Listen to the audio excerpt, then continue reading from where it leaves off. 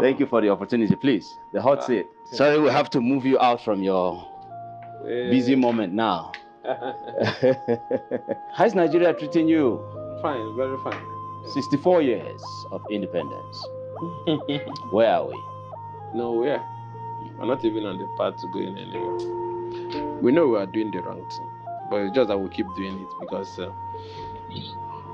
to me, 64 years after, government has become a business outpost.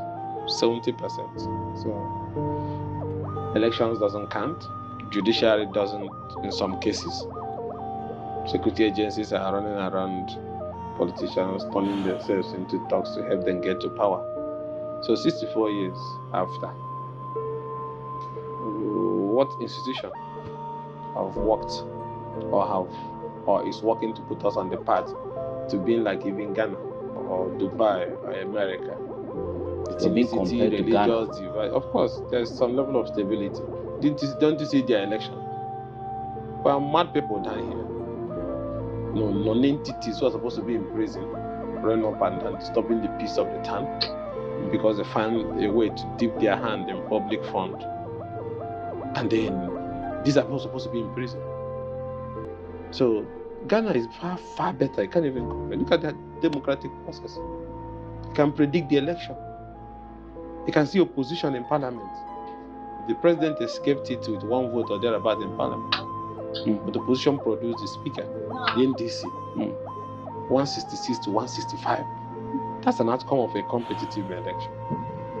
And now NDC is being predicted that they may likely win the upcoming election. But here, if you like predict from morning till night, they will change the result. Changing of result is a criminal offense, an act of treason. The same thing with military coup. So if you know the same importance that you attach to a military coup or military attempt, that's what you attach to those idiots who change these figures. It's the same thing. What does the military one do? He uses a gun, right? To take what was not given to him. Exactly. What does the other one do? He uses the same gun. And the election. And host those who are supposed to conduct it hostage, and then writes it as he so pleases. Both is military coup. Because both doesn't have the imprint of the people. It's not like 64 years after. Is it not security agencies that are the ones rigging the election, helping them? Enabling criminality. And then you enable him to get to office. He messes around contract for arms and ammunition that will help you to be better equipped. You go there, Boko Haram kills you. You are the one that created what is killing you, not nobody. Same thing with lecturers now. That's when I see us to go on strike, I laugh. 80% of leaders who are in office today who have refused to pay teachers, who elected them, who announced the result that brought them to professors, and they want to go on strike. So that which is in your hand, you cannot use it well to change the system. You put something in your private pocket, and then you come and say they are not paying us salary. Who? Those the maggots you put in office who were not elected, but you just went and called a fake result. Even if you called it under gunpoint, when they left, don't come and say the truth. 80% of them put money in their pocket. It become a 4-year ritual, rushing to be posted to be returning officer. It's a big business, and then they don't pay you. You are the one who called them. They became governors, they became president, they became everything. This was the lecturers, and the lecturers come and say, "Well, government is not funding education." Your criminal partners are not funding education. You say that which government? Is there a government? You are the one that put those people. They were not validly elected. You call fake results without accreditation, results that the total number of vote cast is 200% higher than the accredited figure. and you say people should. So would you say that the Nigerian people deserve what they get or what they have gotten from the leaders?